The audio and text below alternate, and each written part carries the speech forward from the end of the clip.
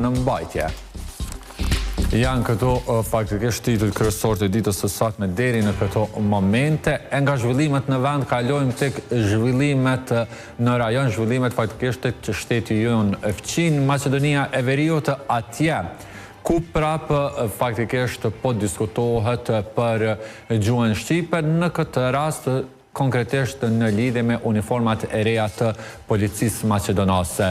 E për të diskutuar në lidhje me këtë çështje të reja nga atje, në lidhje të drejt për drejt kemi faktikisht gazetarin nga Maqedonia, Adi Çaili. Përshëndetje, Adi.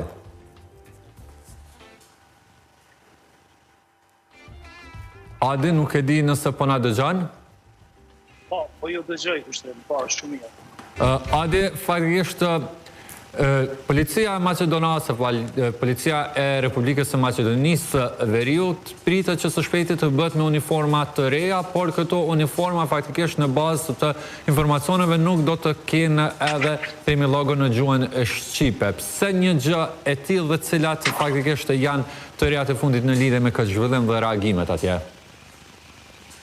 Atëherë, uniformat e reja janë bërë në bazë të tenderit një policim publik i cili është bërë sipas Ministrisë së Brendshme me qëllim të rinovimit të vetë tekstilit të uniformës, duke qenë se ato të mëparshmet janë të ezauruara dhe të konsumuara, të paktën këto janë fjalët e Ministrisë së Brendshme, të cilët kanë bërë tenderin në bazë të ligjit të sjellur në vitin 2018, si thonë ata, dhe nuk kanë prekur asnjë dispozit ligjore të atij ligji.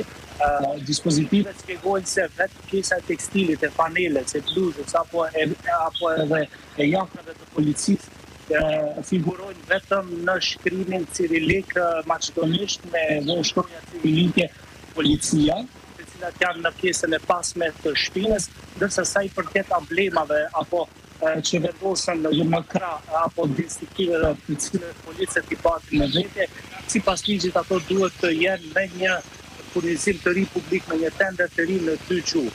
Praktikisht bëhet fjalë për uniforma të cilat janë vetëm në një gjuhë dhe sipas autoriteteve ato janë bërë konform ligjit. Dhe kjo realisht ka zgjuar shumë debate ndërmjet pozitës dhe opozitës, pikërisht në bllokun shqiptar, duke qenë se është prekur edhe ligji për përdorimin e gjuhëve, ku thuhet në çdo komunë të cilat jetojnë më së paku 20% të shqiptarëve e tutje, çdo përdorim zyrtar duhet të jetë në gjuhën edhe në gjuhën shqipe.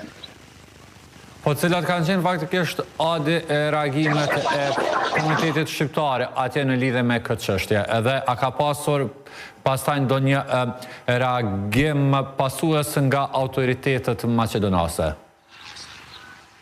Reagimi i partisë në pushtet të Blenit ka qenë se ato janë bërë konform ligjit dhe se një tender i ri për furnizim publik i emblemave do të jetë në 2 gjuhë në ato komunat ku jetojnë së paku 20% shqiptare më tepër, por edhe i instinktiveve. Ndërsa reagimi i partive opozitare të AKI-s në radhë të këtij koalicioni të fundit që është formuar, e cila kryesohet nga Bashkimi Demokratik për Integrim, se kjo është bërë një shkelje e ligjit të përdorimit të gjuhëve, duke qenë se në uniforma nuk është përdorur gjuhësia. Sa i përket organeve të rendit dhe të sigurisë, kjo nuk mund të cilësohet shkelja e vetme që është bërë, duke qenë se edhe në njësitë speciale të policisë që janë tigrat, apo edhe në njësitë speciale të ushtrisë që janë uqit, të quajtur ashtu, nuk ka asnjë nga komuniteti shqiptar të përbërë në ato njësitë.